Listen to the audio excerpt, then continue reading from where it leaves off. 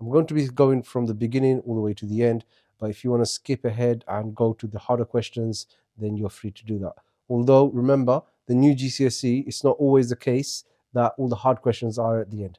Sometimes you get to the middle and you find difficult questions and then an easy question after that. So do stay for the long haul if you want to make sure that you cover all the bases. All right, so question number 1. We have a right angle triangle, work out the value of x. Now, what I'd like you to do, whenever you see a question in your head, try to imagine what topic you'd need for this. So you see a right angle triangle, you got 3 sides, boom, Pythagoras. That should be coming to your head. And this will help you. So as you're doing these sort of questions, try to straight away, as you're reading the question, try to get that topic that it's going to be. All right, so Pythagoras. So Pythagoras is a squared plus b squared equals c squared. So we can go ahead and label our triangle. Now, the most important side to remember is the c, the hypotenuse, the longest side. So you call that c, and a and b can be either of those. It actually doesn't matter. Okay, so you could have 4 to be a and x to be b if you wanted to. Then you put into your formula. So a squared is x squared plus b squared, which is 4, so 4 squared, and then c squared, which is 8.5 squared. And then you rearrange that in terms of x squared. So it's going to be x squared. You take the 4 squared to the other side. So 8.5 squared minus 4 squared. And what that gives you? That gives you 56.25. So x squared is equal to 56.25. You don't want x squared. You need to have x. So what do? You do the inverse. So the inverse of squaring is to square root. So square root of 56.25. And that gives us x as 7.5 centimeters. Very straightforward.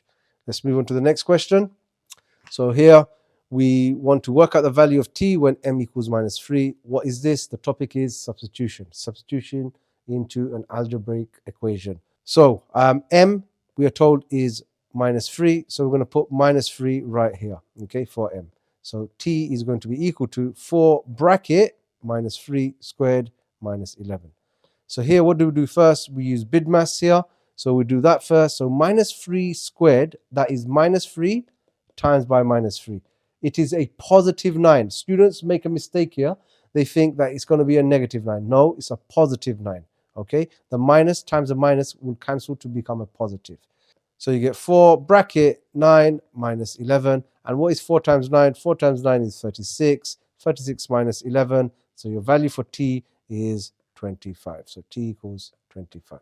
Part B, make p the subject of your formula. So currently you've got d to be the subject. You need to make p on its own. So the first thing to do is get rid of the 4, take the 4 to the other side, and then you divide by the 3.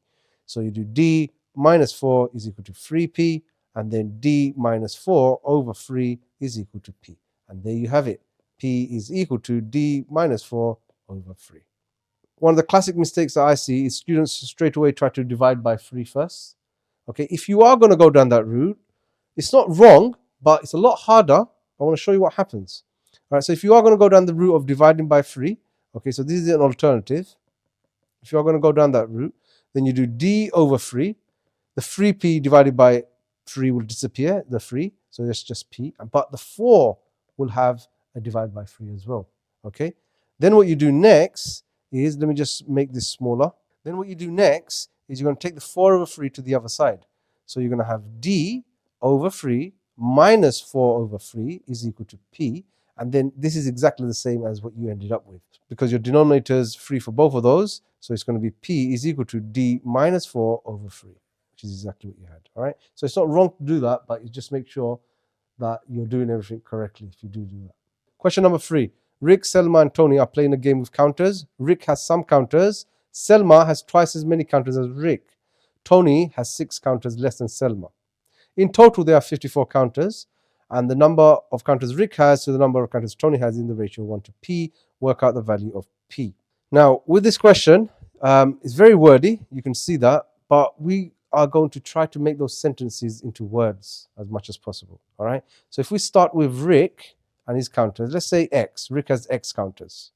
So therefore, if Selma has twice as many counters as Rick, her one is going to be 2x. Twice as many as Rick, 2 times x. And then Tony has 6 counters less than Selma. So it's going to be whatever Selma has, 2x, minus 6. So that represents Tony. Okay, so you got Rick Selma, and Tony. Now, if they in total have 54 counters, then we can add all of this and make it equal to 54. So we can have x plus 2x plus 2x minus 6 is equal to 54. And then we solve it like an equation. So we've got 2x, 2x, and another x. So that's a total of 5x minus 6 equals 54. Take the 6 to the other side. 5x is equal to 60, and then x will be 60 divided by 5, which is 12. So the value of x you have, right? Now you can go back here and say, well, look, Rick has 12 counters. Selma has 2 times as much as Rick. So that's going to be 24 counters. And this one, you just sub in x equals 12. So 12 times 2, which is 24. 24 minus 6 is 18. So Tony has 18 counters. Right, let's now focus on this. So this is Rick and Tony in the ratio, yeah? So Rick and Tony, okay? And then the ratio 1 to p, all right? We'll look at this in a second here, but let's just write down their counters that they both have. So Rick has 12 counters, and Tony has how many? 18 counters. So that's the ratio. Now, we want this to be a 1, because on Rick's one, it's represented by a 1. So how do we get 12 to become a 1? We divide by 12. Okay, so we're going to divide by 12 to get a 1. On the other side, we do the same thing. We'd also divide by 12. So what's 18 divided by 12? 1.5. So P here is 1.5. The value of P is 1.5. All right, question number 4. Joe is going to buy 15 rolls of wallpaper. Here's some information about 2 different shops. Shop 1, 3 rolls cost £36. Shop 2, you buy a pack of 5 rolls. The normal price is £70 for 5 rolls, but you get 12% off that normal price. Joe wants to buy the 15 rolls of wallpaper as cheaply as possible. Where should he buy it from? Show how you got your answer. All right, so let's look at Chic Decor first. 3 rolls for £36. 15 rolls is what's needed because that's what we want. So how many lots of 3 rolls do we need? We need 5. So 3 times by 5 gives us the 15 rolls. So therefore 5 lots of it, okay? 5 lots of £36 is what we need to calculate to know how much it costs. So 5 times 36, put that into our calculator, gives us 180. So £180 for 15 rolls. Now let's go to the other shop, Style. So in Style, you buy 5 rolls, packs of 5 rolls, which cost £70. So how many lots of 5 rolls do you need to make 15? 3. So it's going to be 3 times 5. So that gives you your 15 rolls. So you need 3 lots of £70. We'll do the discount afterwards, all right? Not now. So what's 3 times 70? That is £210. Now let's apply the 12% discount, okay? So if you're applying a 12% discount off the normal price, so some of you may decide to, discount the £70 and take the 12% off that now, no problem, and then multiply by 3, no problem. But I'm just going to multiply by 3 first and then take the discount off right at the end, all right? So what is a 12% discount? A decrease of 12% is going to be a multiplier of 100% minus 12%. That gives you 88%. So it's going to be a multiplier of 0.88. So our original amount is £210 times by the multiplier of 0.88. And that gives us a total of £184.80 after our discount. So in Chic Decor, you're paying £180, and in Style Papers, you're paying £184. So where is it cheaper? It's cheaper in Chic Decor. Question 5, you've got a table and you've got a frequency polygon that's already been drawn for you, and it's asking you to write down 2 mistakes that Amos has made, all right? Now the first thing is quite obvious. If you look at this y-axis, you'll notice that it goes 10, 20, 30, and there's this jump right here. Okay, it should go to 40 next, it doesn't. So first thing that you can write down is it misses 40 on the frequency or the y-axis. Okay, on the frequency axis. Okay, that's the first thing. The second thing you'll notice is 40 to 50, look, everything else has been plotted in the midpoint. But if you look at 40 to 50, right, it should be plotted, the 5 should have been plotted between, halfway between, all right? Because that's what you do for the frequency polygon. But it's not, it's plotted on the 50.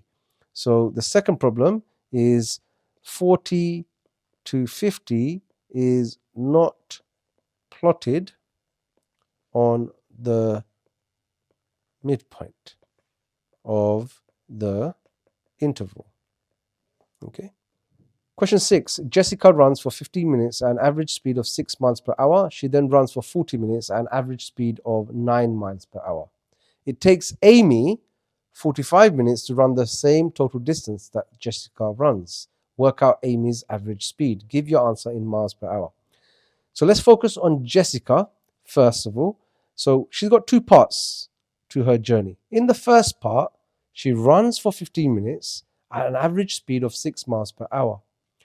Now, what's the topic here? The topic is distance, speed, and time.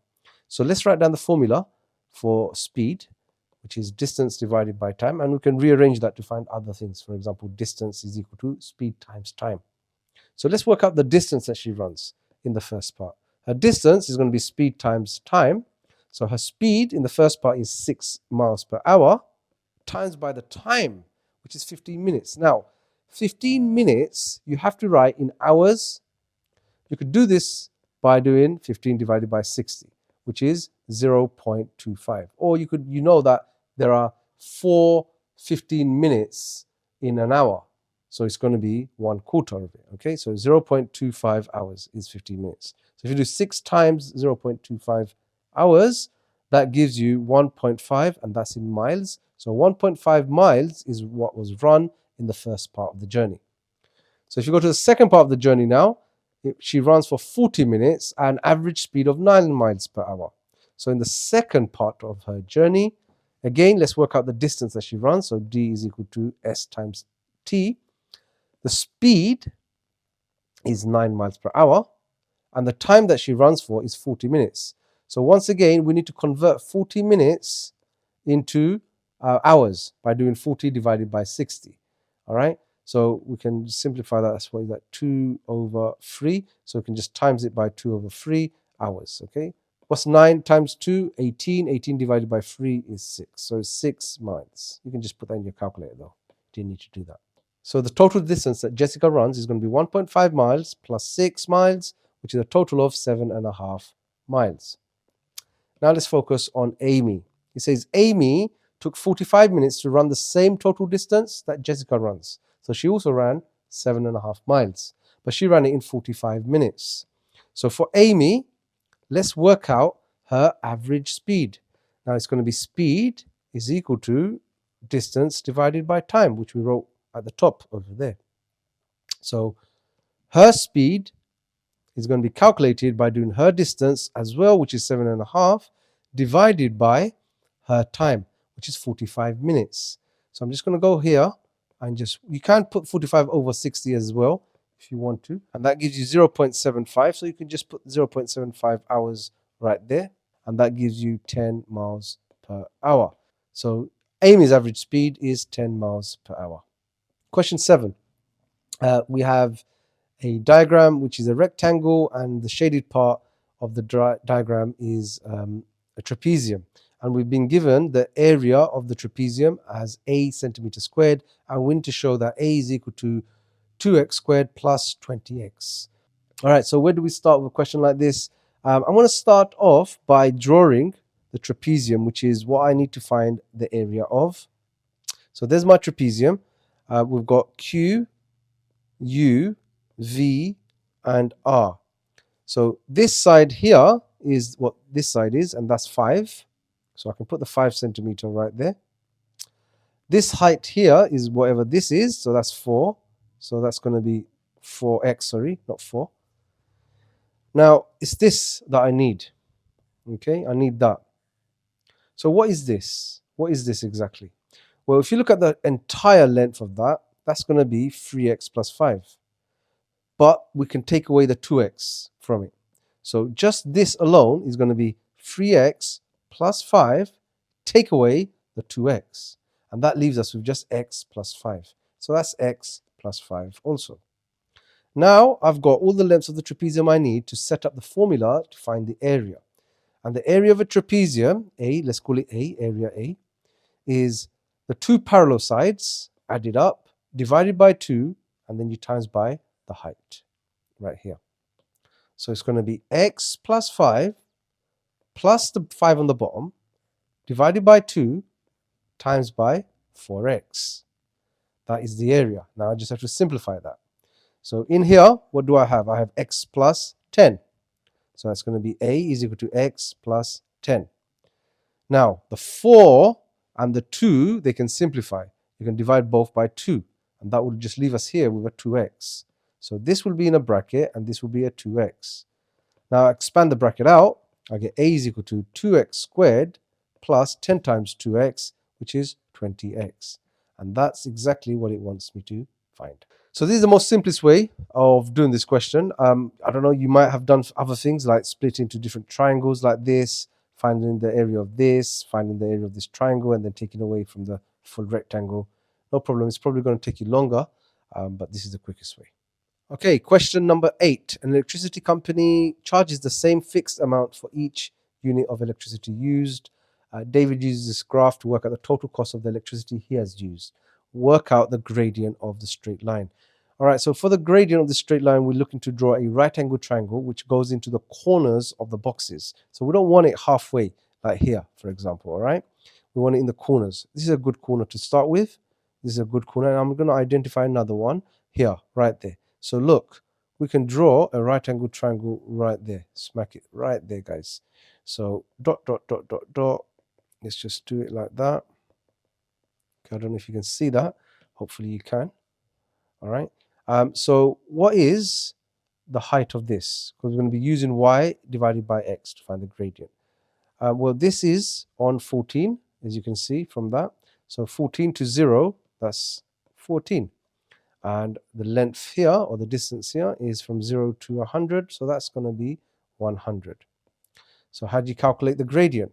The gradient is, like I said, m is equal to the difference in y divided by the difference in x. So it's going to be 14 divided by 100, which you can write down as 0.14. So that's the gradient. Now the second part of the question, what does the gradient of this line represent? Well, the gradient of anything represents the rate of change. So in this case, it's the number of units of electricity that is used.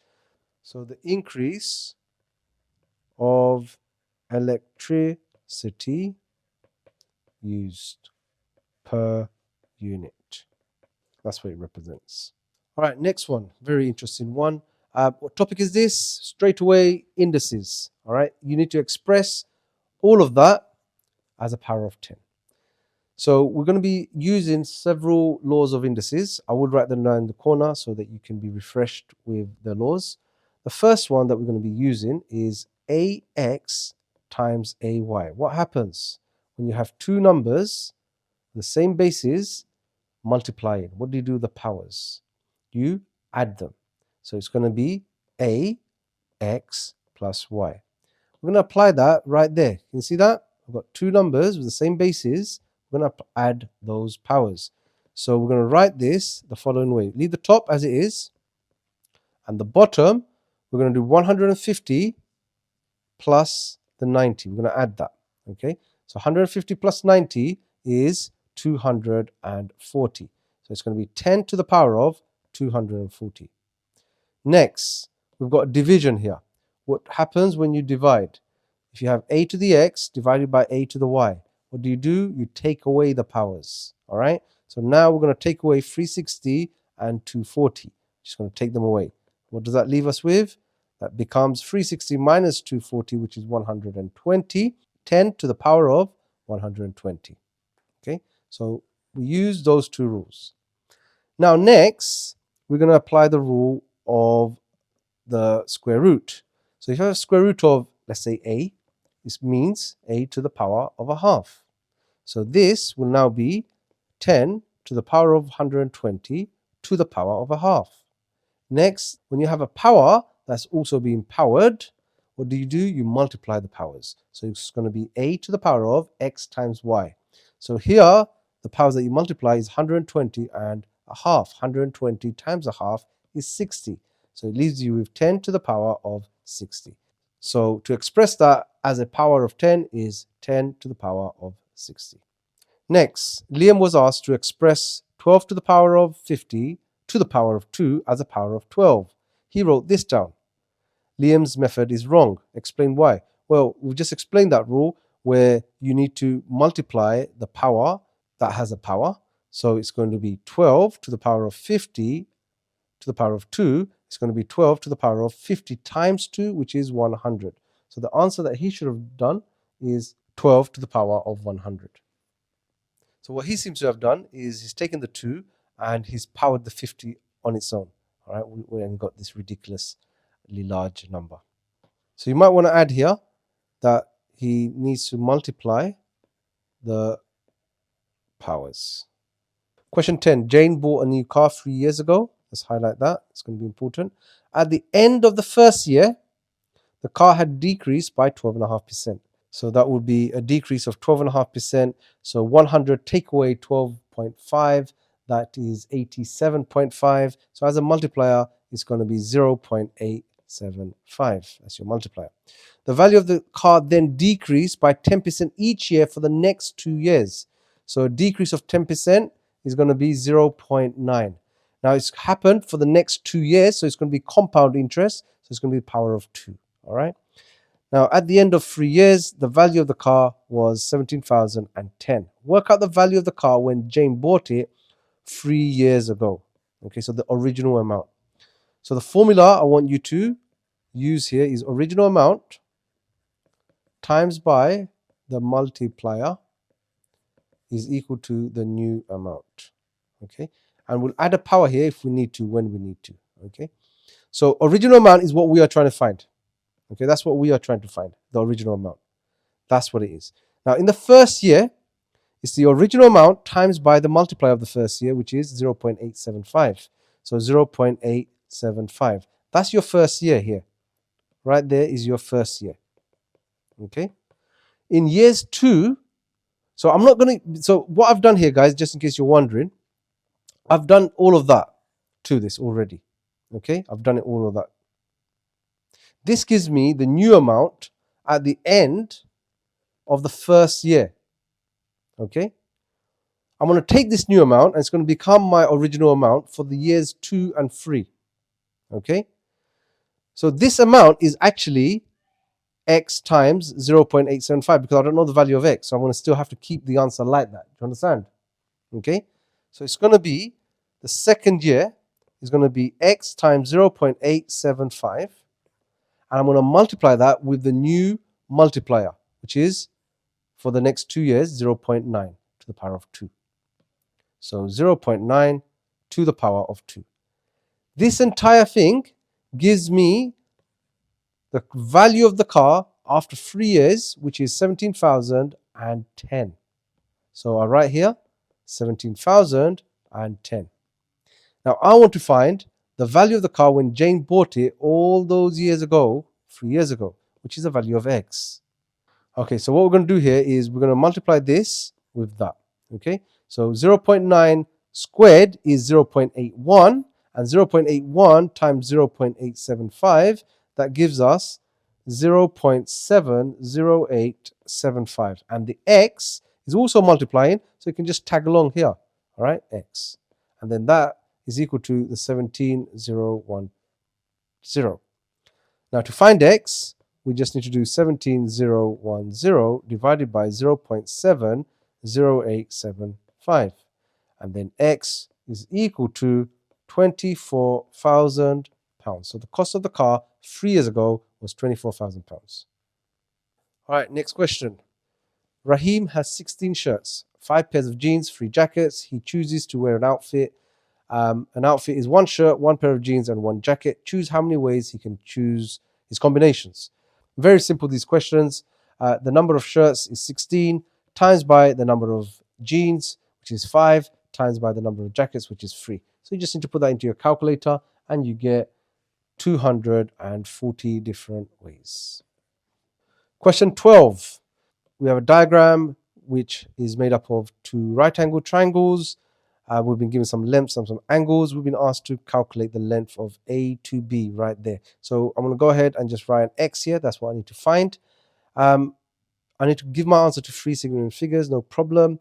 Now, if you look at this, right, we can draw this right now very quickly. So that's going to be 20. This is my A, this is my B, this is my right angle C here, and X is what I need to find.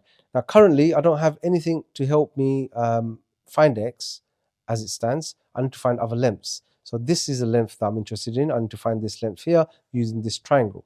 So let's draw that triangle down here. So that's 45, that's D, that's C, there's my right angle, that's 8 centimeters, and that's that. Right, so see, now I've got a side and an angle. I can use trigonometry to find that. So that's the opposite side I'm looking for. I've been given the adjacent. What uses opposite and adjacent? If you look at SOHCAHTOA, okay, it's going to be tan.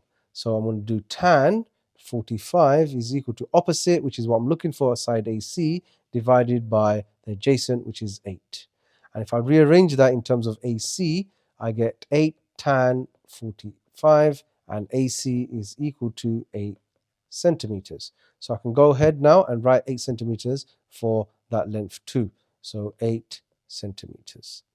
So let's go ahead and make another copy of this diagram down here. All right, so I'm going to go ahead and label this triangle now. So I'm looking for the hypotenuse this time, and I've been given the opposite. So I'm going to go back to SOHCAHTOA, and this time I'm going to be using sine, because sine uses opposite and hypotenuse. So sine 20 is equal to opposite, which is 8, over the hypotenuse, which is AB. So I'm going to rearrange that once more. So AB would be equal to 8 over sine 20.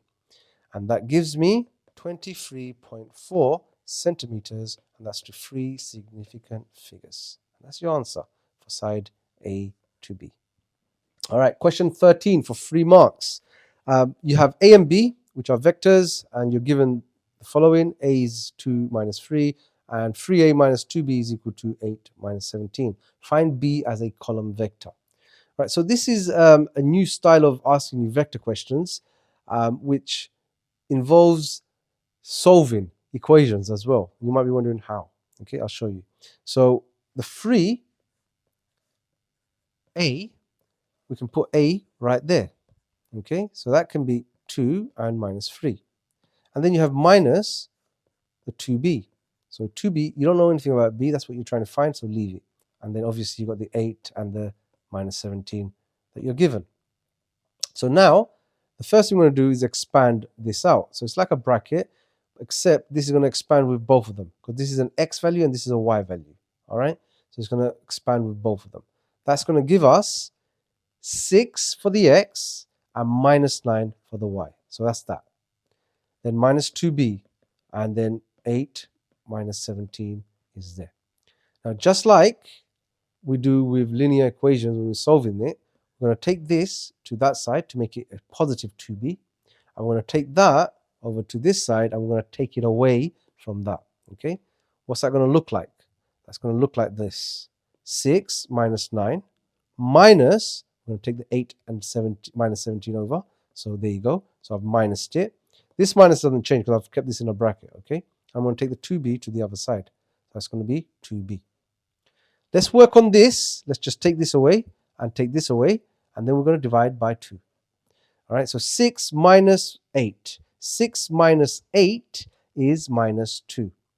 Then minus 9, minus minus here is a plus, so it's minus 9 plus 17.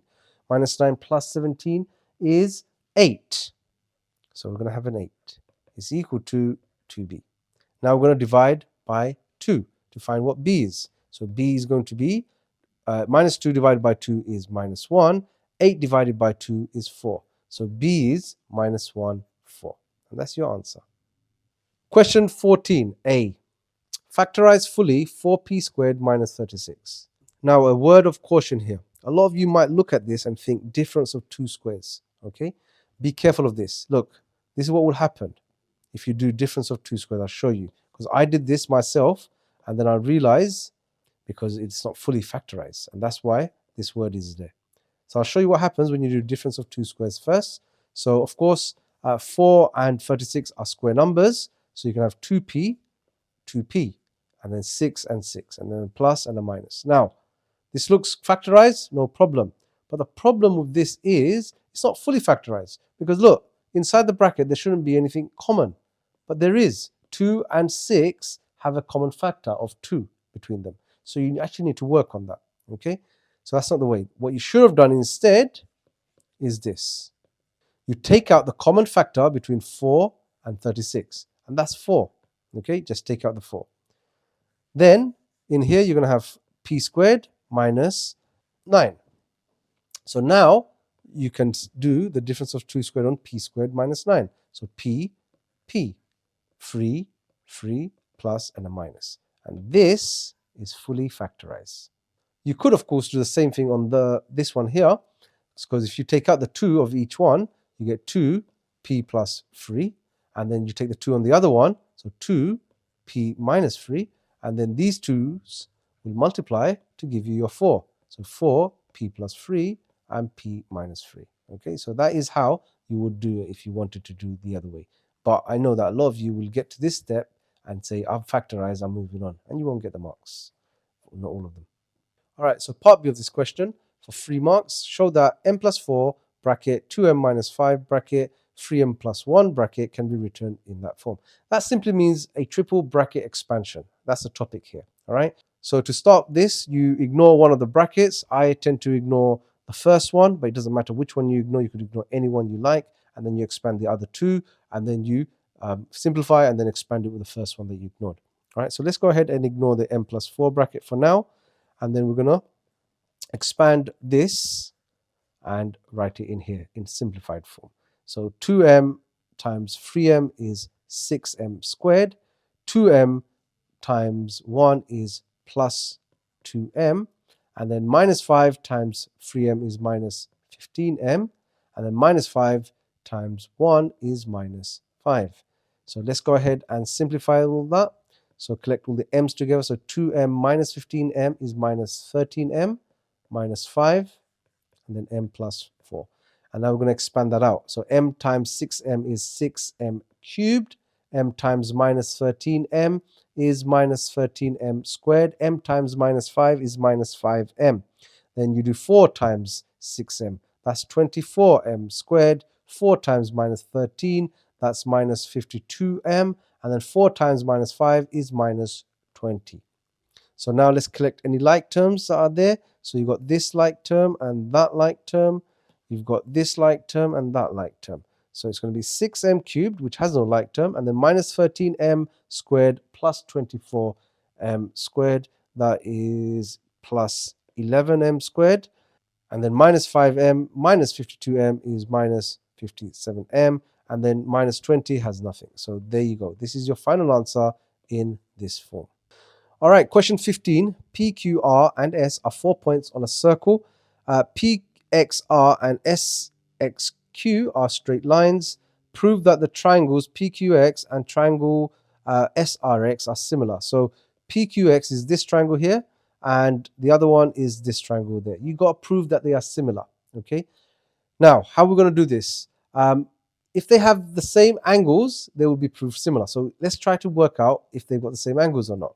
Okay, so let's look at this angle right there. See that right there? It comes off this arc.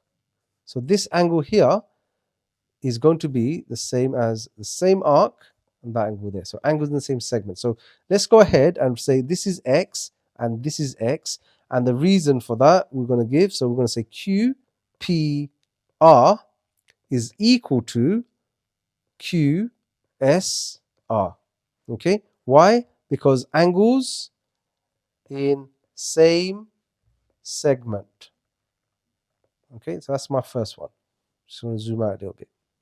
Next, if you look at it from this arc, look, you've got another set of the same thing here and then here. So these two angles are also the same by the same rule. So therefore PQS is equal to PRS. Okay, by the same rule. So let's go ahead and mark that too. So let's call that y, and we're going to call that y. What's left? Well, this angle right here and this angle right here, they are vertically opposite.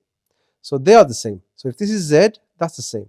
So we're going to now say the angle PXQ is the same as angle SXR. And the reason is they are vertically opposite angles. Okay, so there you go. You've proved that they all have the same corresponding angles. So you can say they have the same corresponding angles, therefore they are similar triangles. Question number 16. We're almost there to the end, not long left. So we've been given this information. We need to work out the upper bound for the value of P. So E has been rounded to one decimal place and F has been rounded to one significant figure. So with these questions, the very first thing that you want to do is write the upper and lower bounds for each one. So for E, 6.8, you write these signs, and I've got a video on error intervals, so do go and check that out if you need more help. I've got one where I use upper and lower bounds for exam questions, which explains what I'm going to be explaining to you here, because when it comes to division, a lot of students struggle when they're finding the upper and the lower bounds. So the upper bound is going to be 6.85 and the lower bound is going to be 6.75. And you do the same thing for the F. The F has been rounded to one significant figure, so it's going to be 0.05, less than on this side and greater than and equal to on that side. So it's going to be 0.055, and on the other side, the lower bound is going to be 0.045. Now, we need to find the upper value for P. So the upper value for the P. This means when it comes to division, we want to have the maximum here. Okay, we're going to be doing the maximum possible value on the numerator divided by the minimum possible value for the denominator. And that's how you find the upper. If it was the lower that you're finding, then it would be maximum on the bottom and minimum on the top of our fraction. All right, so we want the maximum value for 2 times E. Well, obviously 2 is a constant, so that's not going to go anywhere or change. But the E value we can choose to get the maximum. We need the value here, okay, 6.85. So it's going to be 6.85. On the bottom, we want the minimum value for the F, okay. So the F minimum value is 0.045. Now we just need to put that into our calculator, and we get a value of 17.448336644, and we need to round this to 3 significant figures. So to 3SF it's going to be 17.4, and that is our final answer. Question 17, a histograms question. We've been asked to draw a histogram, so we've got the table up there, so we need to extend this table and do our FD, frequency density column. And frequency density is frequency divided by the class width. So in each and every one of these, that's what we need to calculate. Okay, so you can do that in your exam. You can add a table to the end of it. You don't have to, but it keeps it nice and neat. Right, so the first one, the frequency is 90, and the class width is going to be what's the difference between these values. So 0 to 1.0 is 1. So it's going to be 90 divided by 1, and that gives you 90. And you do the same thing, 48 divided by 0.5.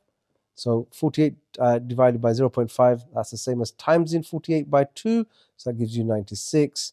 We'll do the 22 divided by 0.5. That gives me 44. 8 divided by 1, that gives me 8. And then I've got 12 divided by 2, which gives me 6. So my frequency density here are these values. So if I go to my graph now, hopefully you can see all this. I need to go from at least 0 and I have to cover 90. All right. So if you have a look at these markings, you can see I need to take maybe steps of 20, 30. Yeah, I need to take 20, 40, 60, 80, and 100. All right. So this means this is going to be 90, this is going to be 70, 50, 30, 10. So I can cover all my frequency densities now. I just need to sketch my bars. So let's use a pink here. So the first one is going to be between 0 to 1. So 0 to 1 is this here. So I'm going to go up to 90 right there. Okay, so 0 to 1 up to 90. So I'll use pink. 0 to 1 up to 90. Go across. There's my first bar. Okay, there's my first bar. Next one is going to be up to 96. So between 1 and 1.5. So 1 and 1.5 is only here, up to 96. So here, this was 90. So each of these is worth 2. 2, 4, 6. That's 96 right there. Okay, so it's going to be 2, 4, 6 there, and then all the way down. And that's my second bar. Next, it's going to be 44. I need to plot between 1.5 to 2. So 1.5 to 2 is here, and 44, which is going to be just there. So that's going to be there. There you go. That's my next one. Then I'm going to have 8 plotted between, and not this 8 because of that 8, by the way. So this is a mistake that people make. They start plotting these. That's wrong. Okay. So this is the 8 here. Okay. 8 between 2 and 3. So 2 and 3 is here. I need to find where 8 is. So 8 is going to be 2, 4, 6, 8 right there. There. Okay. And the last one is going to be 6 plotted between 3 and 5. So 3 and 5 right there, and 6. So it's just there. And there you go, my completed histogram. Now the next part of the question can be quite challenging. So listen up very carefully. The histogram below shows information about the distances in miles that some Year 11 students live from school. The number of Year 11 students who live between 1 and 2 miles from school is n. Let's go and highlight that. Okay. So 1 and 2 miles is this. Okay, that is n. That's the frequency. That's what it's saying to me, that the frequency is n. All right, that's what it's equal to. The question goes on to say, B, find an expression in terms of n for the number of Year 11 students who live between 3 and 5 miles from school. So 3 and 5 miles is this. It wants to know the frequency for this bar. All right, that's what it is. So where do we begin? The easiest way that you probably could do this question is counting the squares. All right, so let's go ahead and count the squares. What do I mean by this?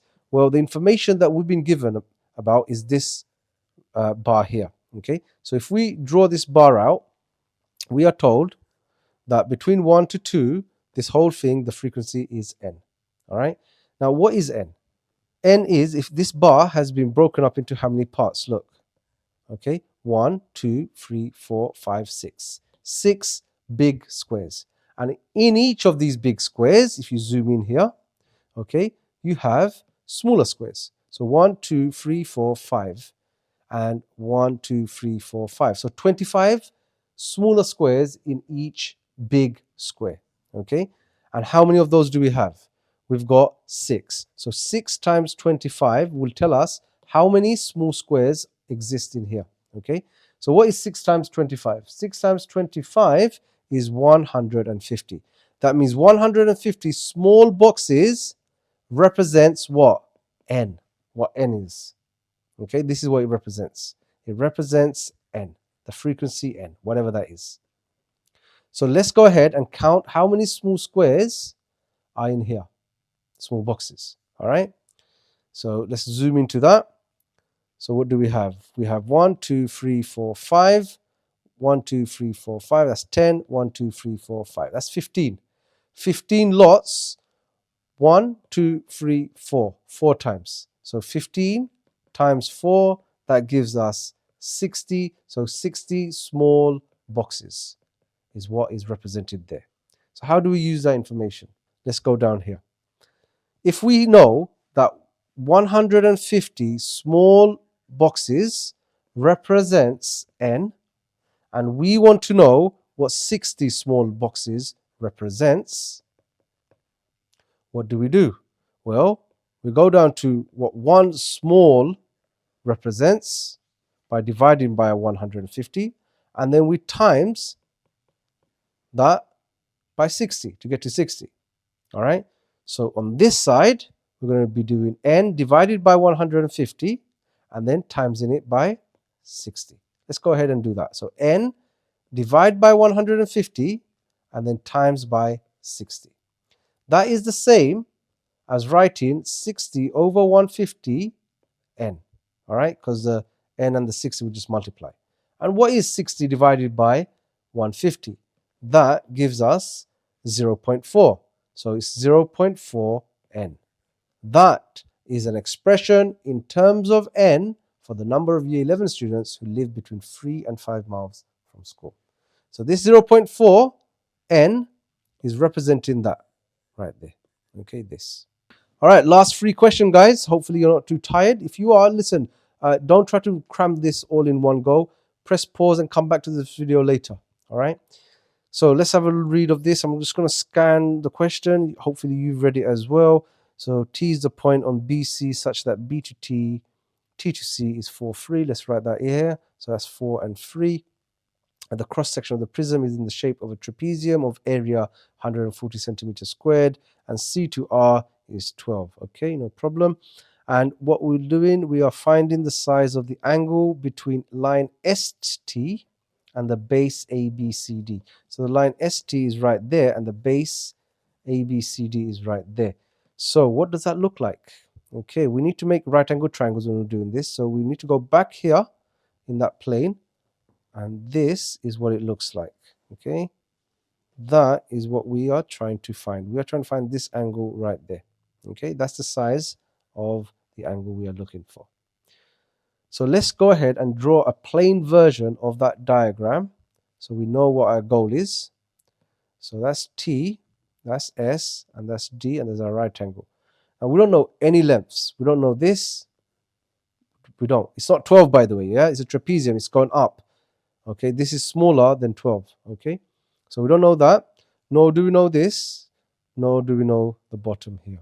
Okay, but we can find the bottom one by using the bottom triangle right there, because that there is a right angle triangle as well. So we can use that to find that. Okay, so let's go ahead and draw that one in.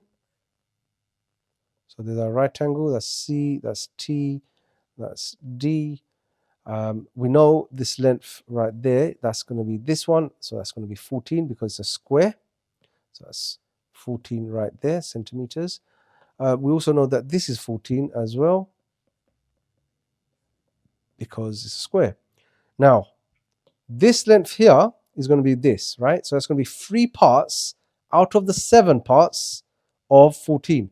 So to find what this is, it's going to be 3 of the 7 parts of 14.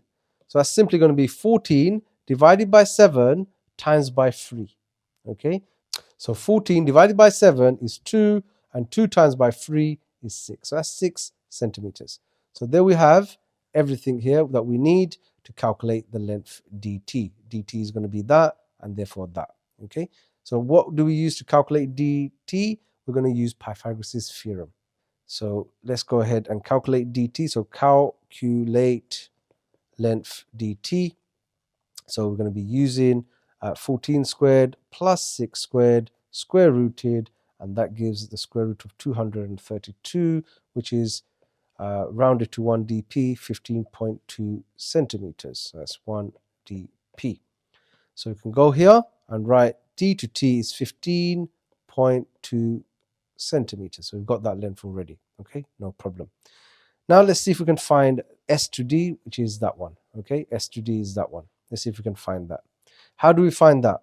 Well, let's go back to this information about the trapezium having an area of 147 centimeters squared. So the cross section here, which is the cross section here? The cross section is this trapezium right there. Okay, so if I draw this face out, so let's say here, here, here, and here. This is A, P, Q, and B. We know that this is 14 centimeters, this is 12 centimeters. What we don't know is this length right here. We don't know that. But we can find that by using the area of the trapezium. Okay, so let's go down here and do this. So to find length P to A, okay, what do? We do area of the cross section, which is going to be 147, is equal to the two parallel sides, so 12 plus this, we don't know that, so it's going to be 12 plus PA, because we don't know what PA is, and that's going to be divided by 2 and times by the 14. Okay, so let's go ahead and work that out. So 14 and the 2, that gives you 7. So we have 147 is equal to 12 plus PA times by 7. Now we can of course multiply the 7 with this, or we can divide 7 on the other side. If we do 147 divided by 7, it's probably easier. That gives us 21 is equal to 12 plus PA, and then we take the 12 to the other side, and now we know what PA is. So 21 take away 12, that gives us 9, so 9 centimeters. Now why did we work out PA? What's significant about PA? Well, P to A is the same as S to D. So therefore we now know this, okay, and this is 9. So now we're going to go back there and say this is 9 centimeters. Now we have everything that we need, guys, to calculate our angle, which is what the question wanted us to do. Okay, so what do we use to calculate our angle? Let's see if we can find some room here to write. Let's make a copy of this and take it down there.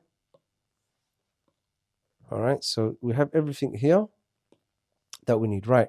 So let's go ahead and label. So this is going to be, this is our angle here. So this is going to be adjacent here. So that's adj, and that's opposite. So what uses adjacent and opposite is tan. So to find the angle, tan theta is 9, which is the opposite, divided by the adjacent, which is 15.2. And we're looking for theta, so we do the inverse of tan. And that gives us, on our calculator, to 1 decimal place, 30.6 degrees to 1 decimal place. And that's your value for your angle between the line ST and the base ABCD. All right, question number 19. All right, what do we have here? We need to make all of this look like that. So one single fraction. Leave the 1 for now. Let's just do with this. So if you have a look at that, we're going to cross multiply. We're going to multiply this over here. I'm going to multiply this over here. So it's going to be 3x bracket x minus 2 minus 2x plus 1 in a bracket times by x plus 2. All over, we're going to have them over one fraction now, x plus 2 and x minus 2. Now, you know that 1? We can write this 1 like here, but what's better is, why don't we make the 1 also have a fraction, and the fraction have the denominator of this. So that 1 can be actually represented by the following way, by doing x plus 2, x minus 2, over x plus 2, x minus 2, right? Might be wondering what the hell that is. That is simply this divided by that. Same thing divided by same thing is 1. That is equivalent to 1. Why have I done this? So it can have the same denominator as that one. All right, that's why. Now I can put one line across all of that, have one denominator, which is just one copy of that, and then expand all this, collect the like terms, right? And that's it. All right, so got to be careful though, because of this negative sign, okay? So all of that, when you expand it, is going to be in a bracket. All right, so let's do the first one over here. So 3x times x, that's going to be 3x squared. 3x times minus 2 is going to be minus 6x. Then here, we're going to put this in a bracket, okay? So minus, all of that goes in a bracket, because I don't know what will come out here, okay? It's good practice too. So that's going to be 2x times x, which is 2x squared. 2x times 2, which is plus 4x, and plus x times 1, so that's a total of 5x, and then plus 2. And on the second one, so this one now, all right, negative sign once again, and all of that is going to go in here. So it's going to be x times x, which is x squared. X times minus 2 is minus 2x, and then x times 2 positive is going to be cancelled out. So minus 2x plus 2x is cancelled out. And then you just do 2 times minus 2, which is minus 4. And that's going to be over one denominator, which is the same. Okay, we can multiply this out later, because as you can see, it also multiplies it out to something. Okay, but let's continue. So now we're going to take out this. So this is going to come out as negative. This is going to come out as positive. All right, but let's work on this one first. So we've got 3x minus 2x minus x. Okay, so what's that give us? 3x minus 2x is x, minus x, no more x's. Okay, so they cancel. All of those cancel. Next, we have minus 6x plus 5x. How does it come out? The negative's weighting. So it's going to be minus 6x. Let me write this down. Minus 6x minus 5x. And there's nothing else, okay? We'll deal with that in a bit. So we've done that now. Done that. The 2, how does it come out? Look, the negative's weighting. So it's going to be minus 2. And then this one is going to come out with a positive 4. So it's going to be plus 4. All over. Let's expand the bottom as well. So it's going to be x squared, and the minus x2x and the plus 2x is going to cancel. So it's going to be minus 4. At the top is going to be minus 6x minus 5x, which is minus 11x. Minus 2 plus 4 is plus 2. All over x squared minus 4. So there you have it. Okay, your a x plus b over x squared minus 4. Okay, so in your case, a is minus 11. All right, question number 20. The profit made by a shop increases each year. The profit made by the shop in year N is P pounds. Blah, blah, blah. You've been given this formula.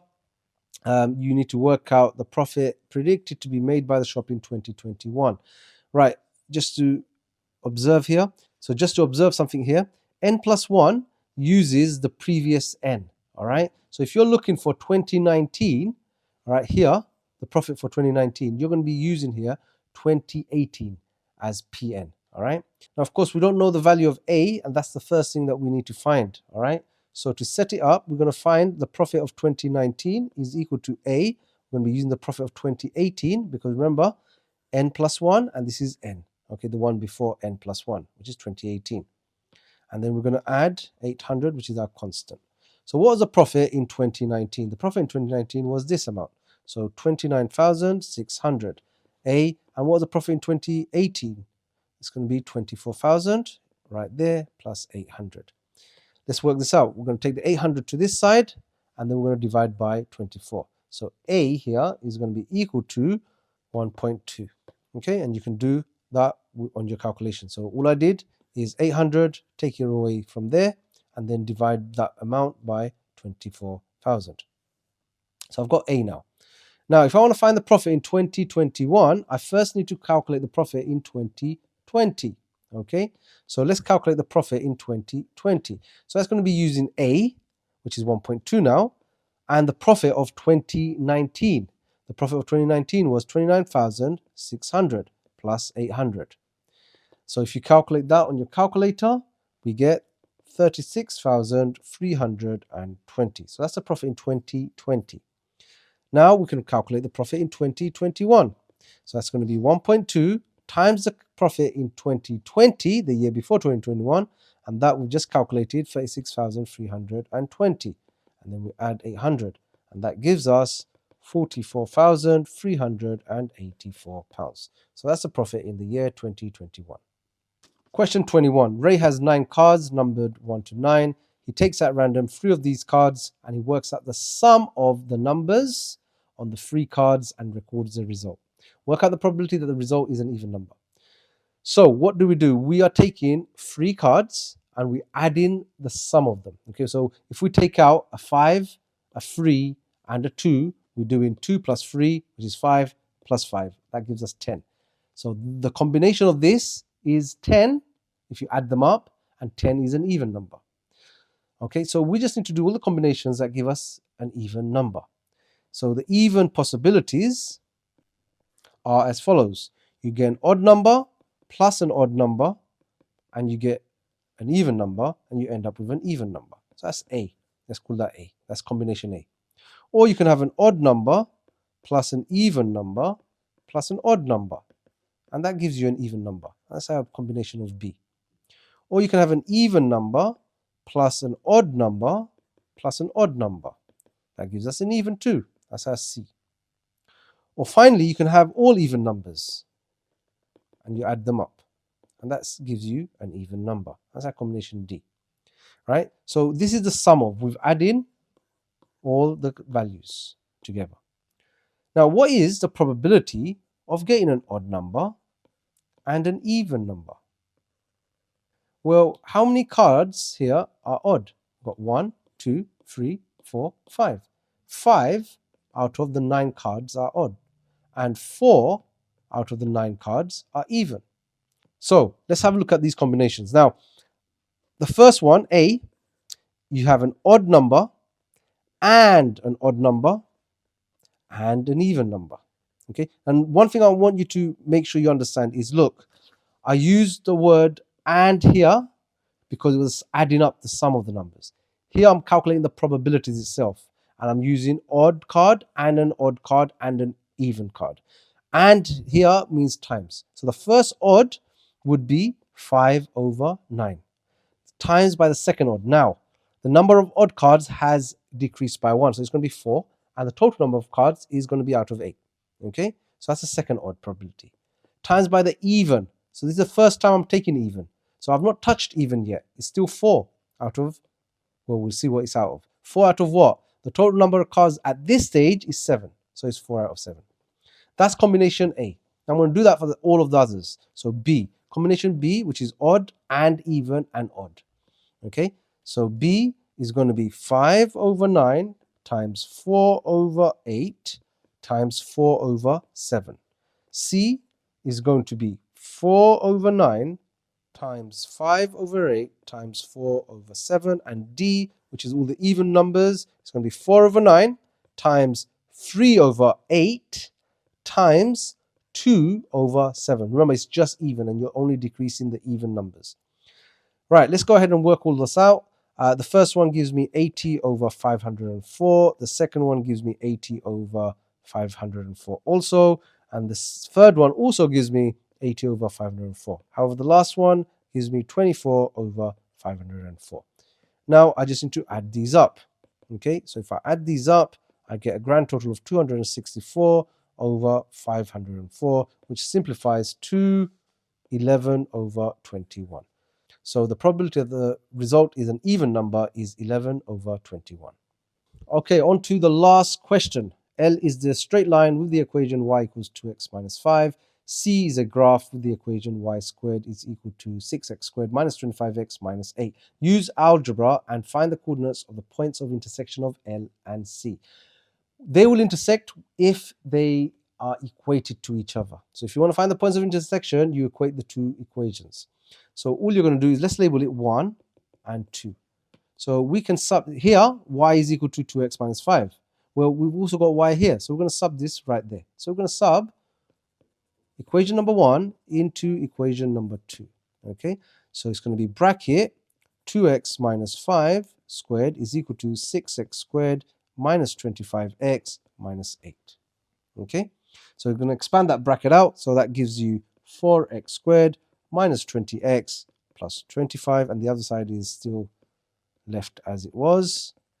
Now we're going to collect every term onto one side. So let's take the left hand to the right hand side. So we're going to have 0 here, and 6x squared minus 4x is going to be 2x squared, minus 25x plus 20 is going to be minus 5x, minus 8 minus 25 is going to be minus 33. So we just need to factorize this. So we can use the AC method. So 2 times minus 33 is minus 66.